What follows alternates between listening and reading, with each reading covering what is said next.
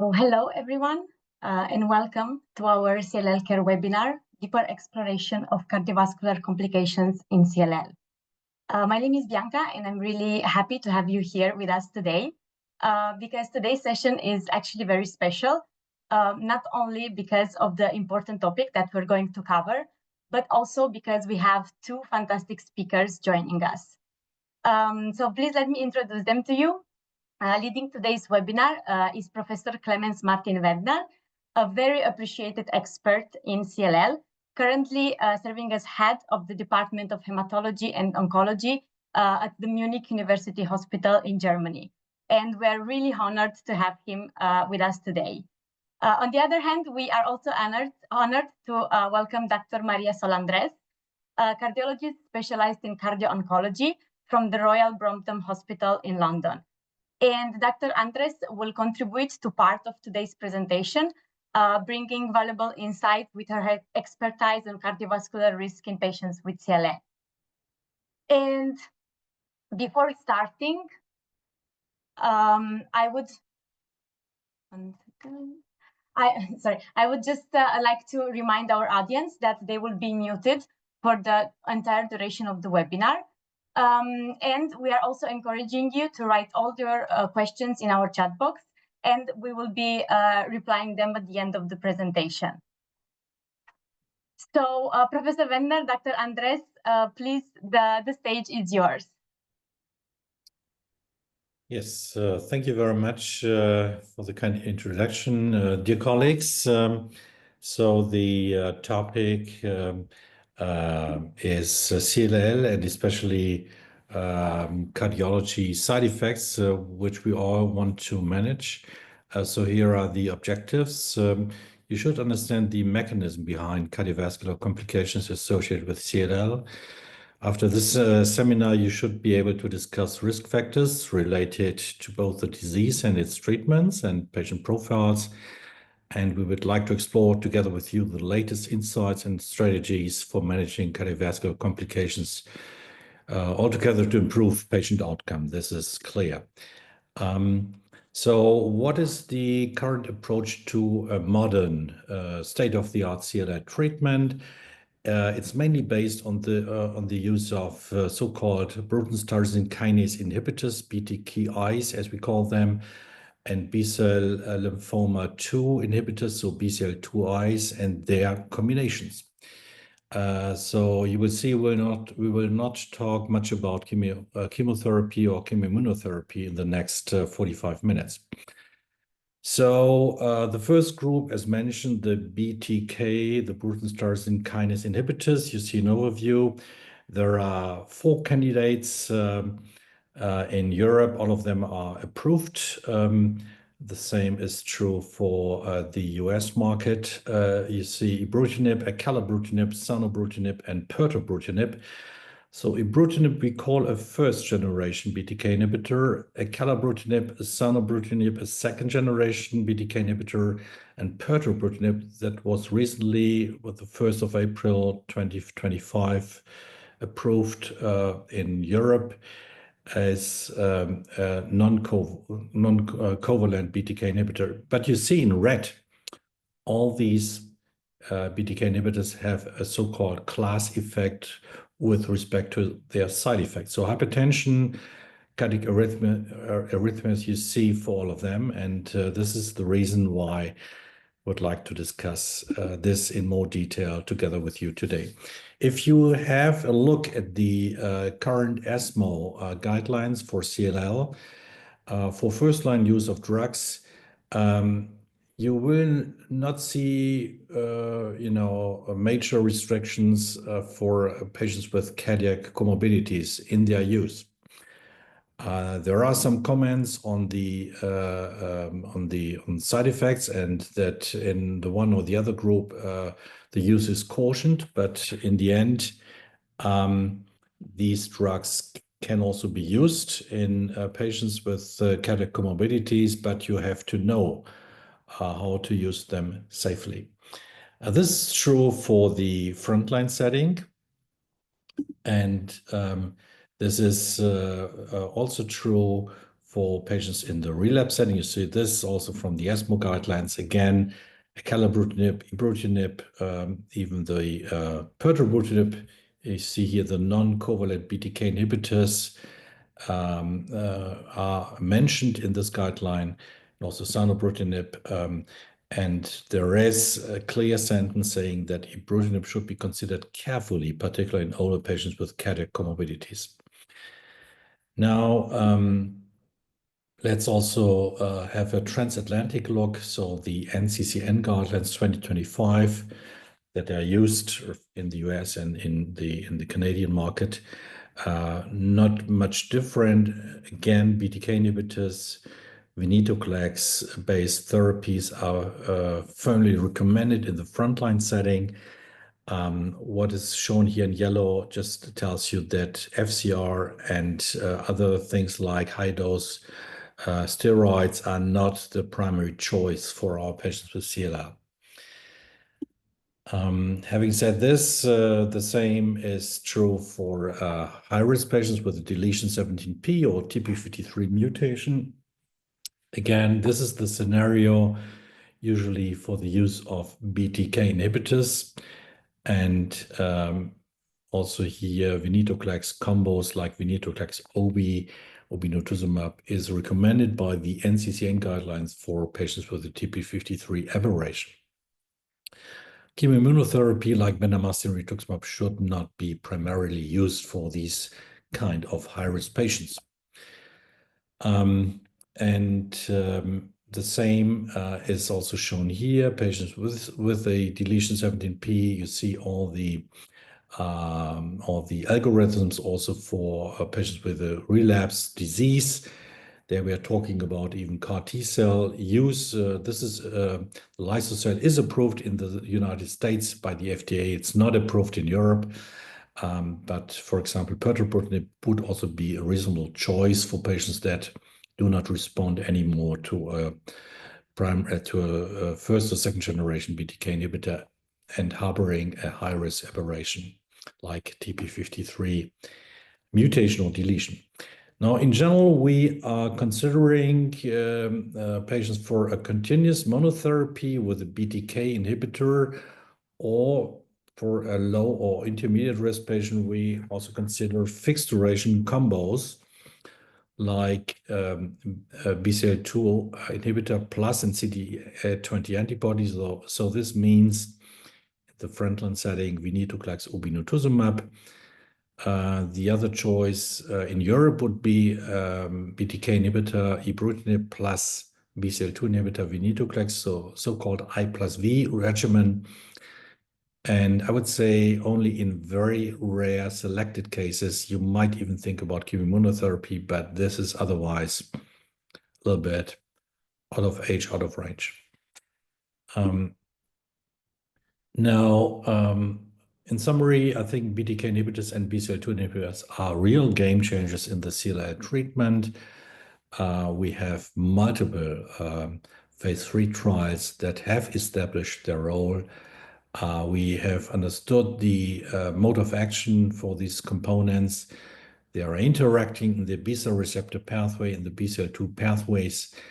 We have data that they even have a major impact on survival, not only on progression-free survival, but also overall survival in CLL patients.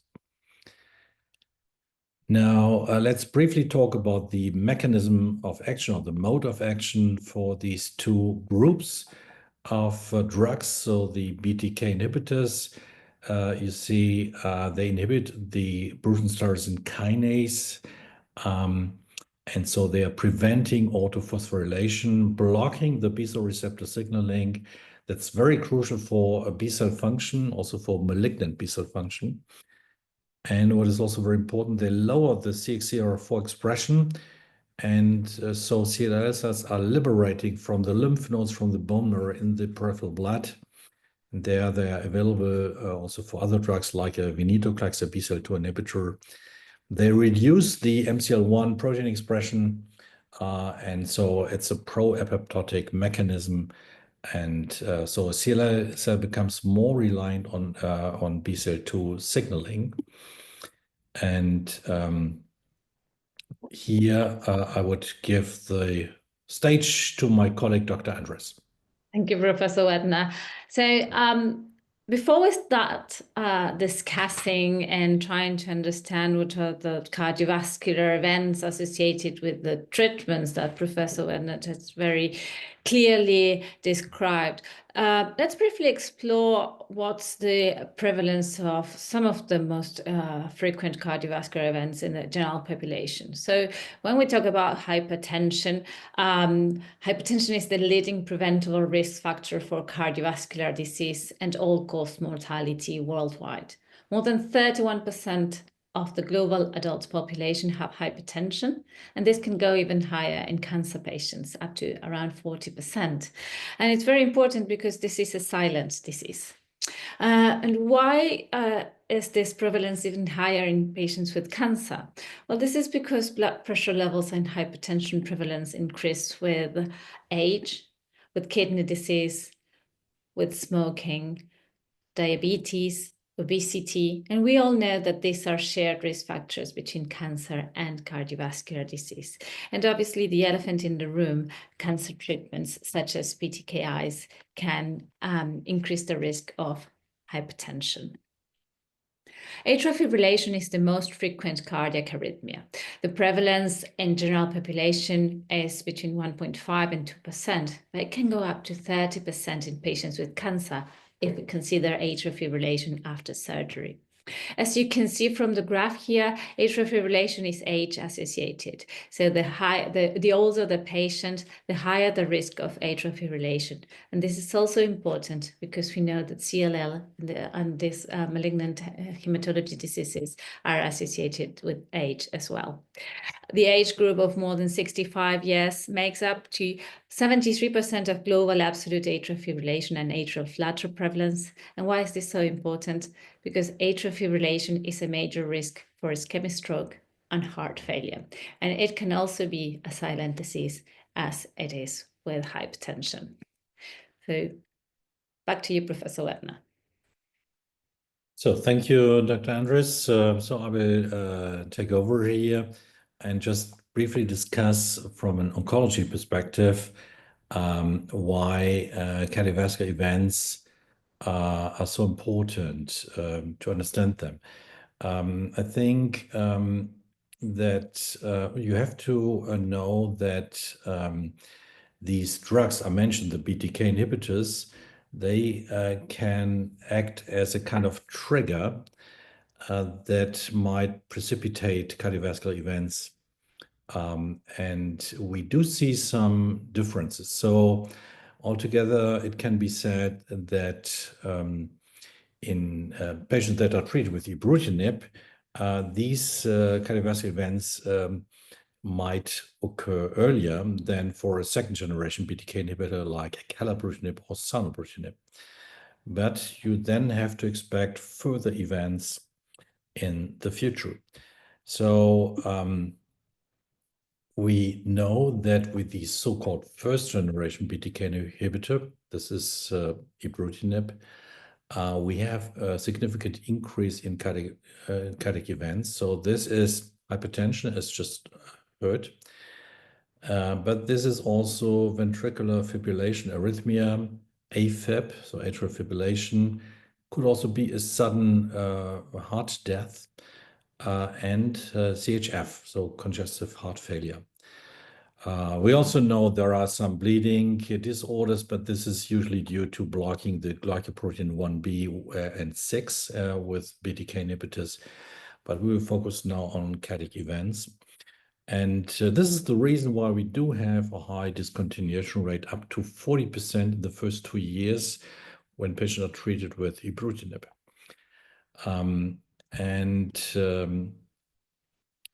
As you can see here, this is also a thing we have to discuss whether, the second generation is safer with this respect. Just as a comparison, 1/3 of CLL patients treated with Ibrutinib develop atrial fibrillation within 2 years. we know from the second generation acalabrutinib and zanubrutinib BTK inhibitors that these events are less.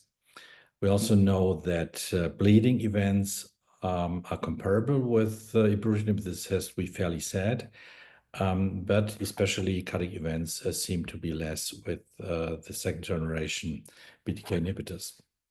In general, we have to consider that despite the fact a patient develops hypertension, this is not an absolute contraindication to use a BTK inhibitor. It's just a matter of good management together with the cardiologist. That's the reason why Dr. Andres is also here today. We do consider, nevertheless, a patient that develops or has a history of serious ventricular arrhythmias should not be exposed to ibrutinib. At this point, we don't know the real value of second-generation BTK inhibitors like acalabrutinib, zanubrutinib. My personal recommendation would be if there is a serious ventricular arrhythmias history, there are other options than BTK inhibitors. We also know BCL2 inhibitors. But this is still an open issue. Serious ventricular arrhythmia is a contraindication for ibrutinib. That's the bottom line.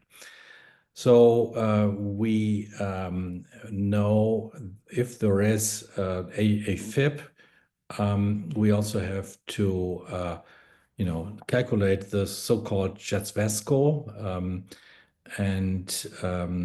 We know that a patient has to receive an anticoagulation. We don't like warfarin very much in this situation. It's more a case for DOACs.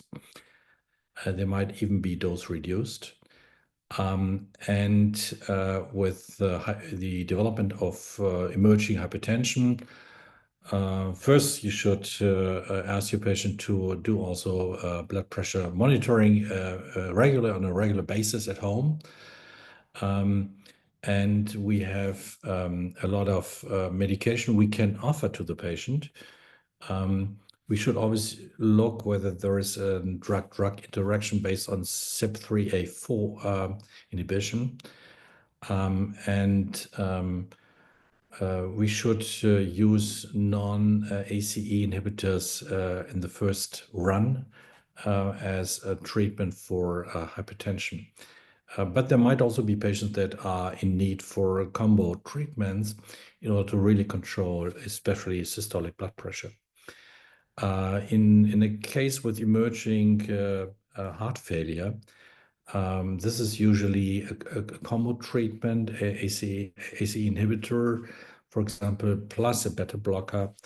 This is usually a way to treat these patients. But you have to really follow up these patients. Assessment of ejection fraction, for example, every 6 to 12 months is a standard in these patients. Now, let's briefly talk also about BCL2 inhibitors. So the first class drug is venetoclax. There might be second generation BCL2 inhibitors, but not approved at this point. So venetoclax is a pill. The target dose is 400 milligram. You're starting with 20 milligram. There's a ramp up over 5 weeks so that you get 20, 50, 100, 200, 400 milligram to the target dose.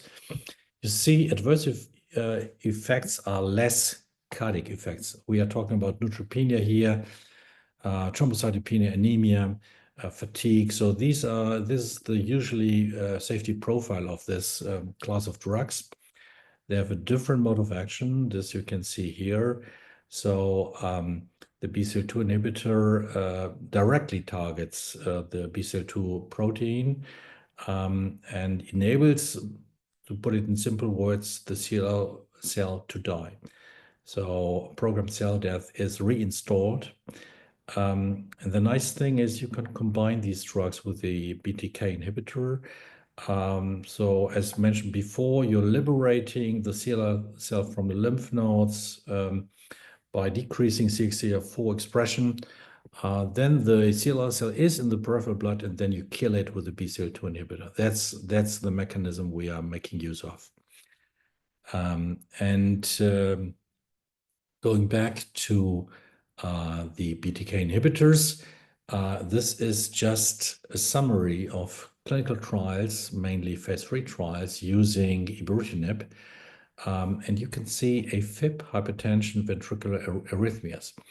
So I'm focusing on grade 3, 4, 5 side effects. You can see there are side effects with these drugs. So AFib, if you just look at the percentage, 5-6%, grade 3 and 4 hypertension. This is even much higher. You see 29-34% in some trials of patients develops serious hypertensive side effects. Ventricular arrhythmia, fortunately, is not as high. You see some 1-2% side effects, but you have to watch out for the side effect. This is the list for Acalabrutinib and Sonobrutinib, so the second generation BTK inhibitors. If you compare grade 3, 4 events, you might just get this from this curve, from this figure, that in this table we have less percentages, so a lower frequency of these kind of side effects, so less hypertensive events, less AFib, and also ventricular arrhythmias almost do not occur with the second generation BTK inhibitors.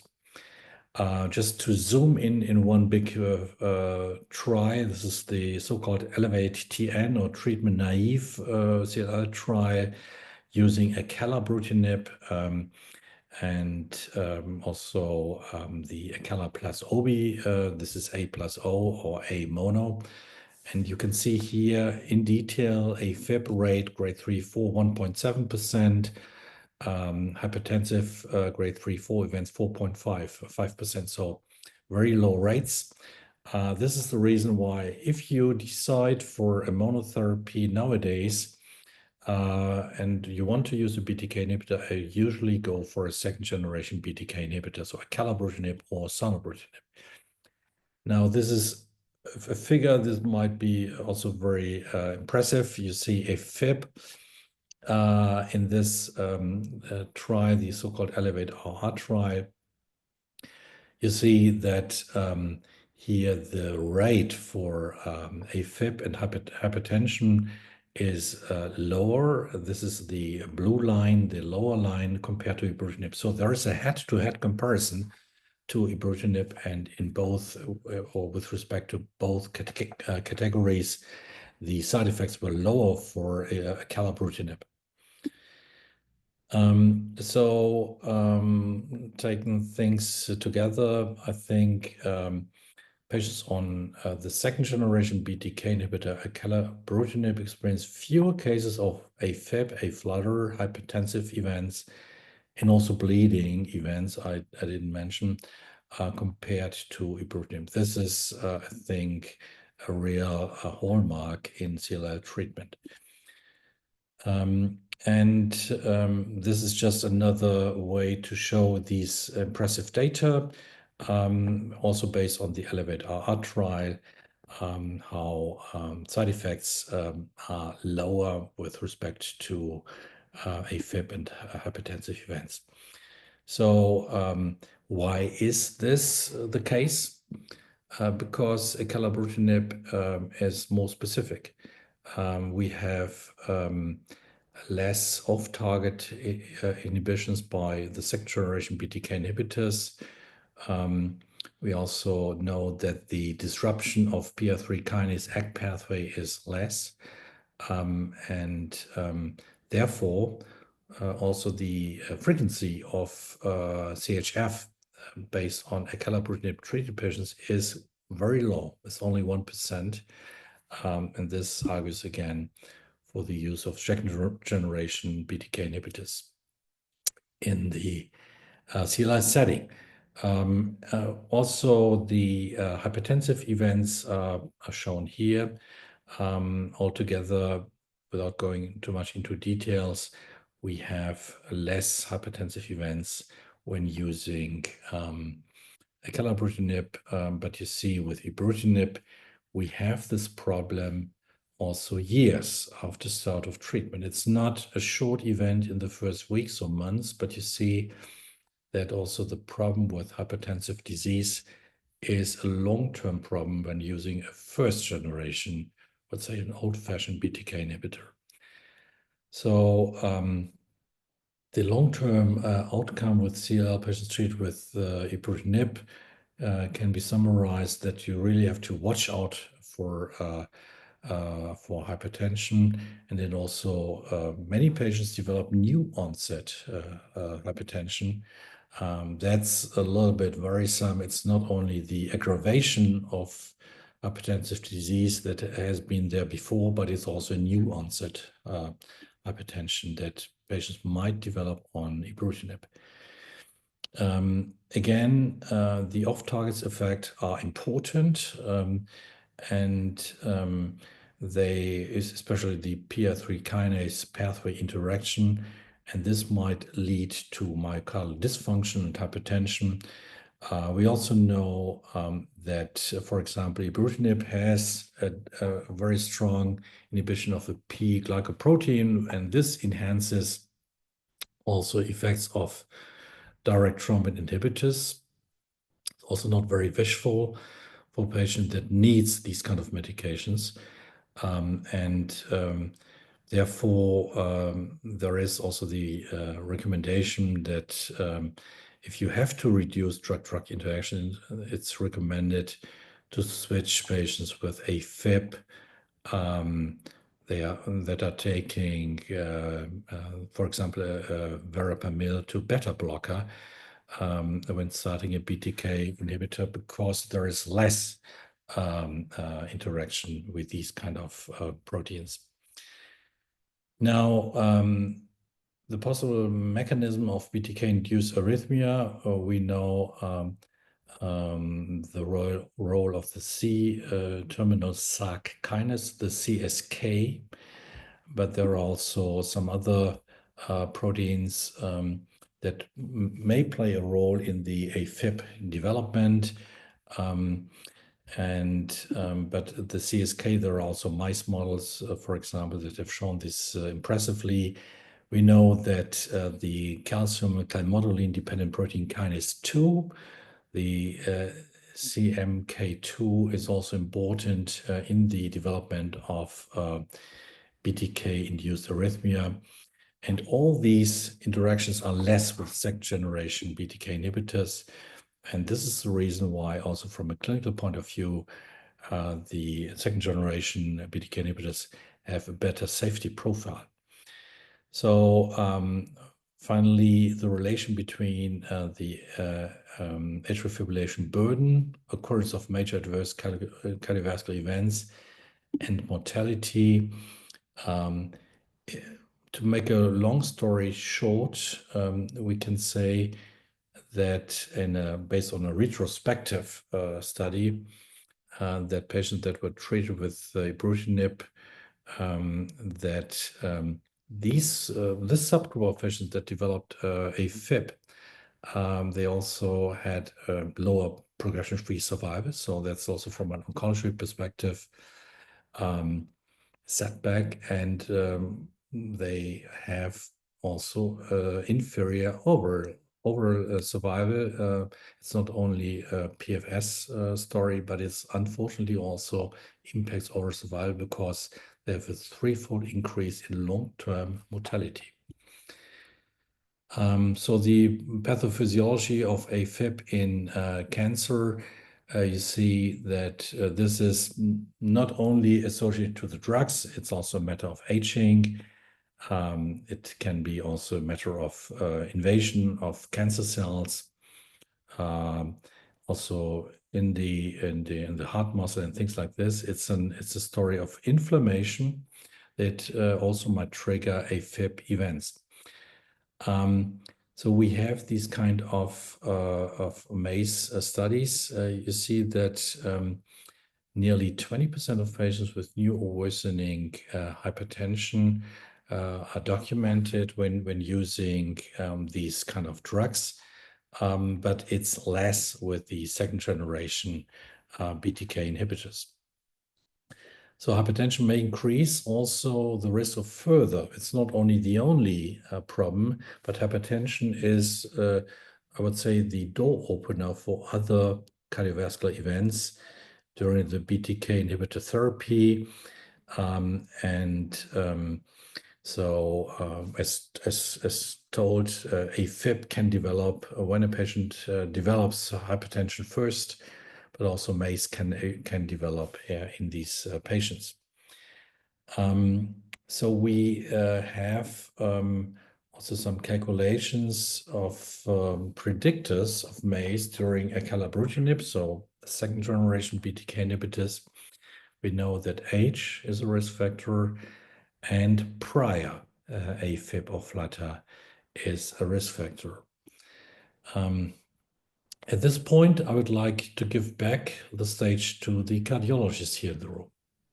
Thank you very much. So we'll now try to analyze or discuss the different approaches to mitigating the cardiovascular risk in patients with CLL.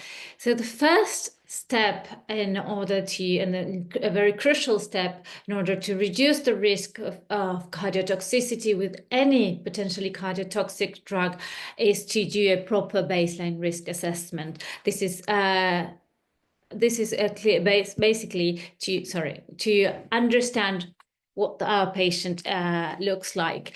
And an easy way to do it is to calculate the risk with the HFA-ICOS risk score, which has been published in 2020 in the European Heart Journal. And it was a joint effort between the International Cardio-Oncology Society and the Heart Failure Association. And this document presents 7 baseline risk performers for different groups of drugs. So it's not a specific one for BTKIs, but we can use the one for BET inhibitors or BCR-ABL TKIs. But mainly what I want to highlight here is that the risk of cardiotoxicity includes the history of previous cardiovascular disease of the patient, the history of previous cardiotoxic cancer treatment, the demographic and cardiovascular risk factors, and the lifestyle risk factors. And we can calculate the risk by doing this manually or very easily with downloading the ESC Pocket Guidance app where the scores are embedded. So this baseline risk assessment will help us determine how the patient should be monitored during treatment and if the patient can start the treatment right away. The general approach is that if a patient is considered low risk based on this assessment, then the patient should not have any further delays, any further cardiovascular assessment, and start treatment right away. Now, if the patient is considered high or very high risk, the patient will definitely benefit from an assessment by a cardiologist or a cardio-oncologist, a discussion between professionals of what is the benefits and the risks of using different types of drugs and adjustment of cardiovascular medication prior to cancer treatment. All cancer patients should have an assessment of their cardiovascular risk factors, cardiovascular disease history, and cancer treatment history. But also, it is a recommendation class 1 from the ESC Cardio-Oncology Guidance published in 2022 that all patients have an ECG at baseline, and especially if the patients are going to be started on a BTKi, where we know that atrial fibrillation is a very frequent side effect. Also physical examination, including blood pressure measurement at baseline. And if the patient has a pre-existing cardiovascular disease, or in the case of our patients, our BTKi patients, where if the patient is considered high risk or very high risk just by having a history of high blood pressure, a history of atrial fibrillation, then it is also recommended to do a baseline echocardiogram. So ECG, blood pressure measurement, cardiovascular history, and risk factors assessment, and if the patient has history of hypertension, history of AF, or of cardiovascular disease, then an echocardiogram at baseline as well. What about how do we monitor cardiovascular risks during the treatment? Cardiovascular events during the treatment. So now the patient is already on the BTKi. We know that the most frequent side effects from a cardiovascular point of view are atrial fibrillation, hypertension, and heart failure, and in a lesser frequency if the patient is on a second generation BTKi. But the way of monitoring or identifying these problems during the treatment, which, as I said at the beginning, they have the particularity of they can be silent.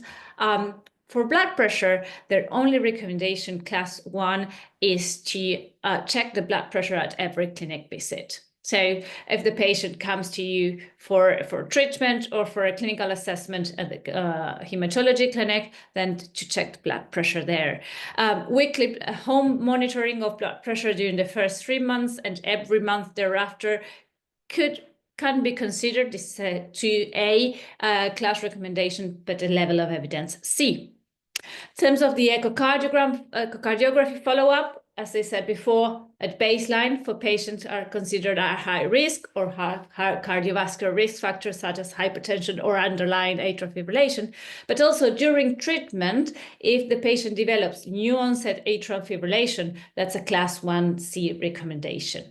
So, and I would add that if the patient develops new onset hypertension or any new cardiac symptoms such as palpitations, chest pain, or shortness of breath, then an echocardiogram should be the first step in the investigation of what's going on with the patient. In terms of how to identify atrial fibrillation during treatment with BTKIs. So the only recommendation is to do opportunistic screening of AF by pulse taking or ECG rhythm strip, meaning that when the patient comes to see you, you check the pulse. If the pulse is irregular, then proceed to doing an ECG. Or if you're not sure or you don't trust your ability to check the pulse, then just arrange to have an ECG done every time the patient comes and see you. There is no recommendations in terms of having patients doing a 24-hour Holter monitor regularly because of the characteristics of the nature of atrial fibrillation, which can be paroxysmal, and the fact that it is not found on a Holter monitor doesn't rule it out. And so that's the only recommendation. However, is there a role for wearable devices? We are now in the era of wearable devices, of AI, of technology, and patients are already using them. And you're now getting more and more these questions by the patients. Should I buy a smartwatch to check my rhythm? Should I get one of these new devices like the Cardio Mobile, where they can put their fingers on the device when they have the symptoms of palpitations? Or even should they get a more modern device such as the Actia models, that the bracelet, the black bracelet that you can see in that figure there, that checks regularly. Actually, it's a continuous control of the blood pressure and the rhythm. Well, there is enough evidence already to say that these devices are not recommended in the general population because of the high risk of false positives. However, in a population such as patients who are on BTKi, where we know that they're at very high risk of developing AF and hypertension, there could be a role. Of course, there's still not enough evidence to recommend against or for, but there are ongoing trials that maybe can give us some promising results in the future. So we talked about baseline risk assessment of the patient. monitoring of the patient during treatment. Now let's discuss on how to manage the patients once they develop the side effect. So atrial fibrillation. Atrial fibrillation, which is an arrhythmia, which is obviously generated in the atria. When a patient develops this arrhythmia, for us cardiologists, there is very little difference in the management in terms of cancer patients and non-cancer patients. In terms of the rhythm, if the patient is unstable hemodynamically, then the patient, and by this I mean the blood pressure has dropped, or they have signs or symptoms of heart failure or continuous chest pain, the patient needs to be admitted into CCU. Treatment with ibrutinib, acalabrutinib, or zanubrutinib should be interrupted whilst the patient is unstable. And the recommended treatment by any arrhythmia guidelines is to revert the rhythm back to sinus rhythm by electrical cardioversion or medical cardioversion. That will depend on each case. Now, most of our patients, most of the ibrutinib-induced AF patients won't be these cases, won't present as unstable symptomatic patients. They will present as stable, asymptomatic, or maybe with some mild palpitations. And so the treatment here is completely different. We can treat them as outpatients. We don't need to interrupt treatment with ibrutinib or the BTKi they are on immediately. They can continue on them, but we need to focus our management on rate control, meaning that we won't try to go into reverting to sinus rhythm, but actually to reduce the rate with mainly a beta blocker. Now, atrial fibrillation has two main parts of the treatment. One is rate or rhythm control, which we just discussed. The second one is anticoagulation to reduce the risk of stroke. And as Professor Wen just said something about it before, when discussing anticoagulation in cancer patients, and especially in patients with BTKi, it is imperative to assess the thromboembolic risk versus the bleeding risk. The strategy recommended by the ESC Cardio-Oncology guidelines is the TVIP strategies. T stands for assess thromboembolic risk, and the CHATS-VASC, actually now it's turned to the CHATS-VA because the female component has been taken out of the score, is the recommended way of assessing the thromboembolic risk. And if it's above 1, then anticoagulation should be considered. B, for bleeding risk. In this particular group of patients, we know that their bleeding risk is already elevated because of the effect of the BTKi on the platelet function. So this it puts us in a conundrum. It decreases the risk of bleeding, it increases the risk of AF. I for drug-drug interaction, and P for patient's preference. Long story short, the drug that we preferred are the NOACs. They have a better, less variability in the anticoagulation state. They have less risk of bleeding, and but there are some cases, such as patients with prosthetic valves, where these are contraindicated. Well, then we would have to think about either a VKA or a low molecular weight heparin. Let's move on to the treatment of hypertension. Treatment of hypertension in cancer patients and in CLL patients will be determined by the prognosis of the patient. If the patient is a patient with a curable cancer during treatment, or a chronic kind of treatment such as BTKi, we will treat them as we usually treat the general population. And the first line of treatment recommended are ACE inhibitors or ARBs, and this is because ACE or ARBs, so ramipril, enalapril, lisinopril, or candesartan, losartan, irbesartan, these drugs are also cardioprotective. They protect the myocardium, and we know that most of the cardiotoxic drugs are not, such as BTKIs, not only increase the risk of specific side effects such as atrial fibrillation, but they can also increase the risk of heart failure. If the patient has a very severe hypertension, then a combined treatment is recommended. In the general cancer population, the combination recommended is usually ACE inhibitors plus calcium channel blockers. It is my personal recommendation also in this group of patients, or BTKi inhibitors, drug-induced hypertension, to consider the combination of ACE or ARBs plus a beta blocker, because we know that beta blockers can reduce the risk of atrial fibrillation. So, but there's two drugs that we should not consider, or we should consider avoiding, which are the thiazide and verapamil. These are the non-pyrimidine calcium channel blockers, and this is because of the drug-drug interaction. And actually, we don't usually use them for blood pressure control. So, if these patients are on these drugs for any other reasons, such as Professor Wendell just said, we should switch them to another treatment. Beta blocker if they are using it for IF control, or an ACE inhibitors or an ARB if they are using it for blood pressure control.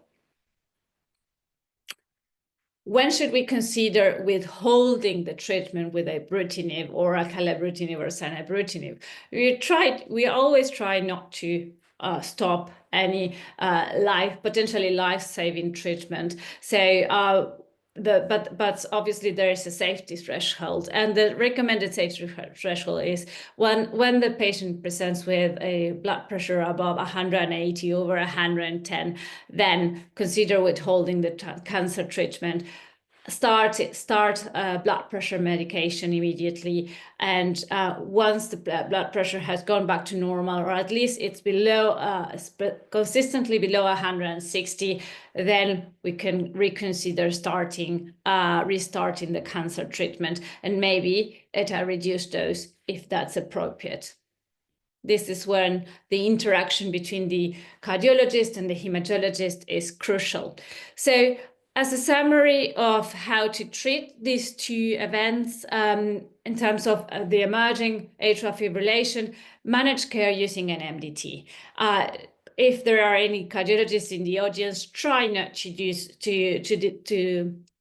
to define what to do with a patient's cancer treatment on your own. You should never do that.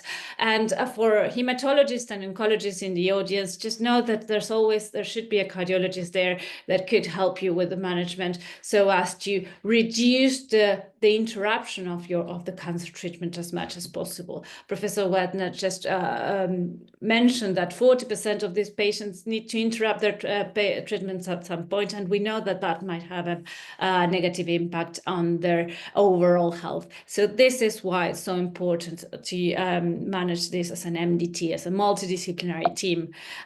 In terms of the treatment continuity of BTKis, BTKi can be continued if a patient has asymptomatic or stable, hemodynamically stable AF. Warfarin is less preferred. And if a patient has persistent AF and this is causing some problems, then consider a second generation BTKi, and also consider dose reduction if it's appropriate. In terms of the management of hypertension, I've already mentioned how to monitor the patient's blood pressure, but if you're going to recommend blood pressure monitor at home, the patient needs to be educated on how to do it. Management with an MDT as well. We should avoid thiazide and verapamil because of the drug-drug interactions. And we, when thinking about combination therapy, why not using a combination with a beta blocker if it's efficient for blood pressure management. So yes, a specialist cardiovascular assessment is recommended for optimal diagnostic workup and management of patients with cancer who present with cardiovascular toxicity. So this is what I was talking about. The interaction between the oncologist, hematologist, and cardiologist is so important in this group of patients. And this is because balancing the risk of the disease progression against the potential to mitigate adverse events and enhance the patient's well-being is our ultimate goal. It's not just about communication between the oncologist, the hematologist, and the cardiologist. It's also about communication with the patient. It can be very scary for a patient that has hematological malignant disease, and to be told that now they've developed a problem with their heart, and that they might have to interrupt the cancer treatment. So it's our role to explain what's going on to the patient with appropriate language, to create ways of communication, and also to educate on the appropriate lifestyle modification, on recognition of early signs of cardiovascular disease, and explaining why it's important to not to stop cardioprotective therapy without medical advice, but mainly to let them know that we are not here to be an obstacle between their treatment and their potentially life-saving therapy, but on the contrary, we are here to allow and make it possible for them to safely go through that treatment.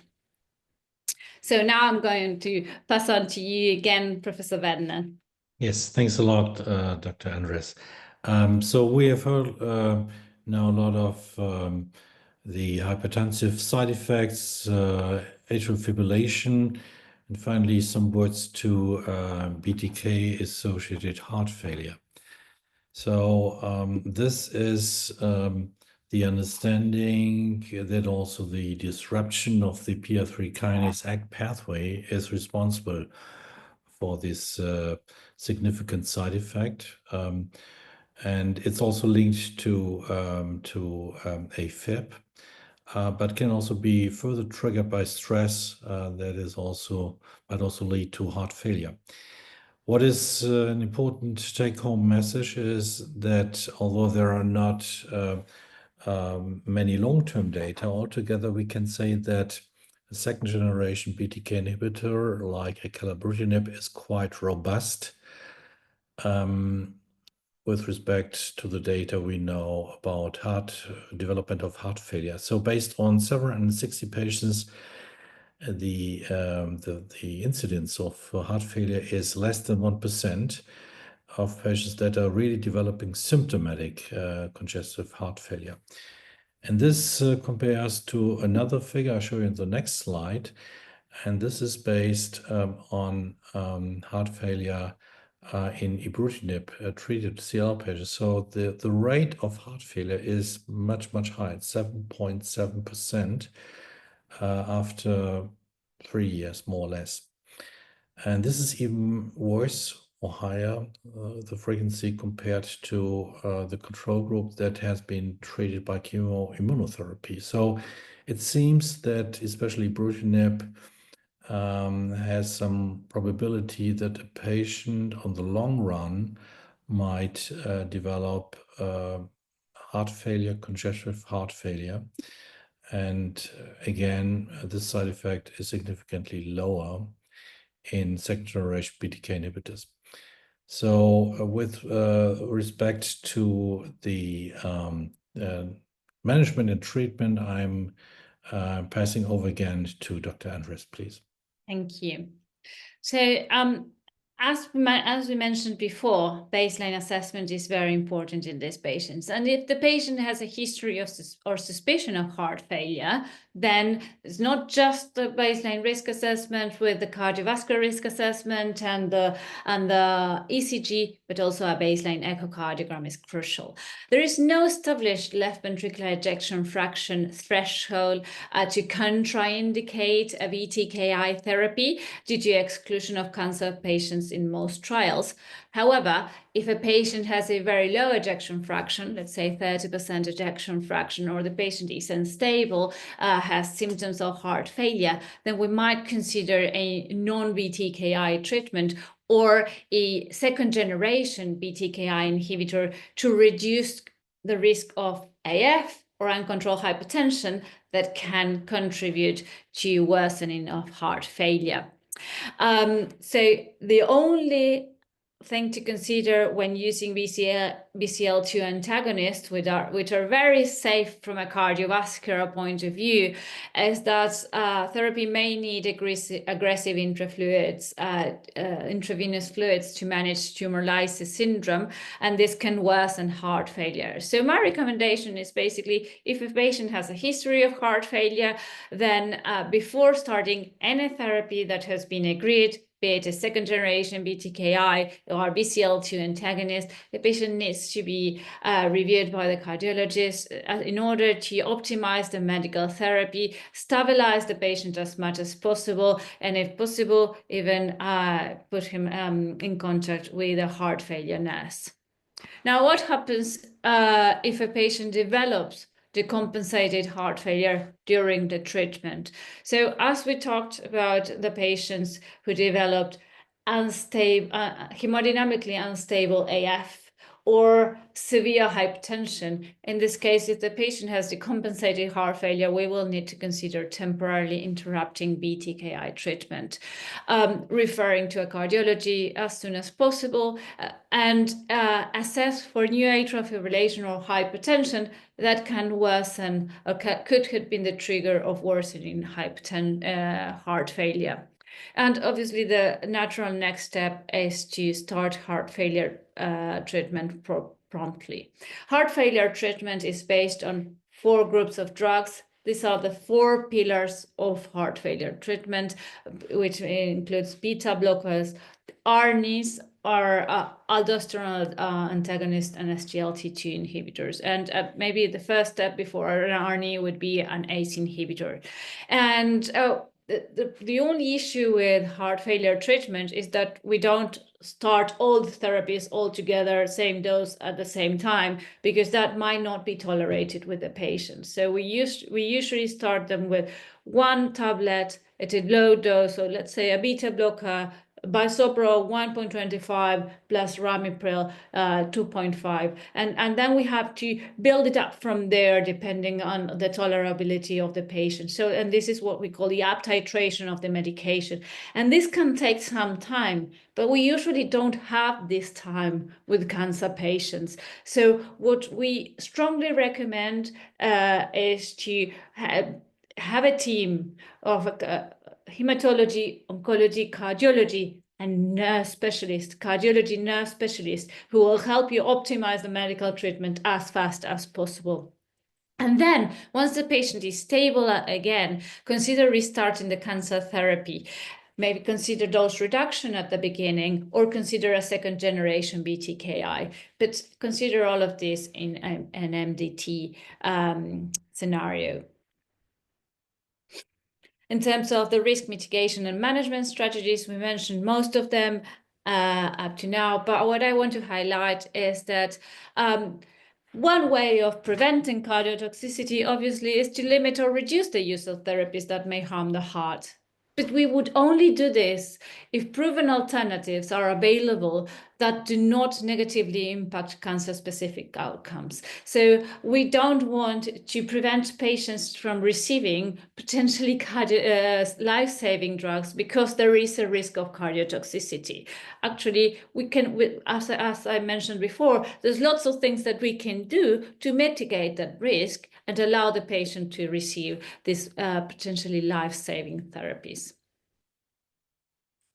And this is the end of the presentation, a summary of how to diagnose and treat each of the 3 main side effects of hypertension, arrhythmias, and heart failure. I've talked a lot about all of this. I just want to mention one thing about ventricular arrhythmias, which we didn't touch upon too much. Ventricular arrhythmias are very rare, but may be a very serious side effect. If a patient has a history of ventricular arrhythmias, of serious ventricular arrhythmias, then it might be good to consider not using a BTKi if there is an appropriate alternative. Also, if the patient develops a ventricular arrhythmia, such as VT or VF, then obviously holding the BTKi and considering ischemia and heart failure evaluation and doing an MRI to assess the presence of fibrosis, because this will determine the prognosis.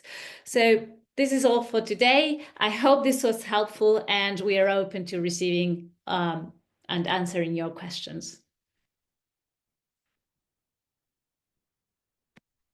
Yes, thank you very much for this amazing presentation. And it was actually a pleasure to learn from both the hematological and the oncology perspective. We have time for some quick questions. So I will start with the discussion, as I said, short discussion. We have one question regarding the impact of atrial fibrillation on hospitalization outcomes for patients with CLL. What is the impact of atrial fibrillation on the hospitalization outcomes?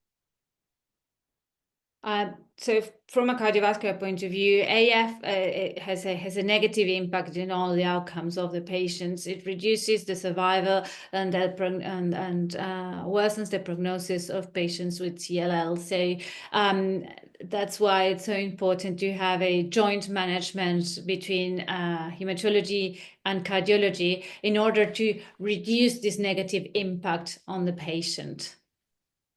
Mm-hmm. And we have also another question, again, regarding the atrial fibrillation. So if a patient with atrial fibrillation is scheduled for surgery, should his CLL treatment, BTKi, be withheld, and for how long?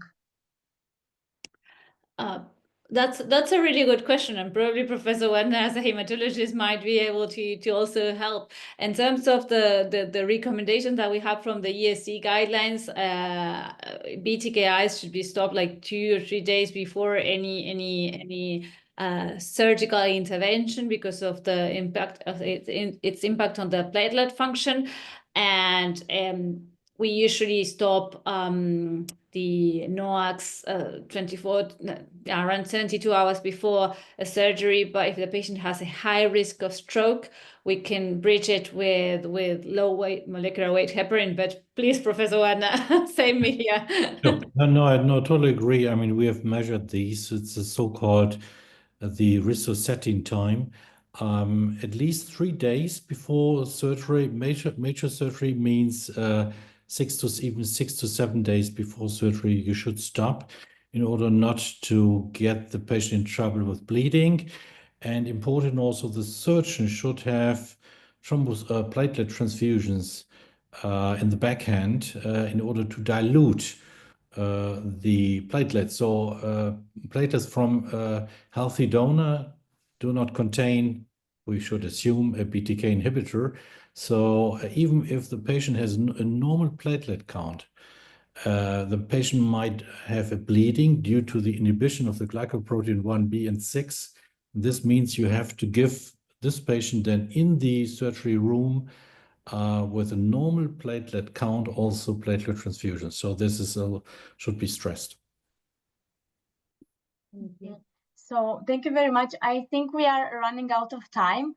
However, let me thank you both again, Professor Werner and Dr. Andres, for this amazing presentation.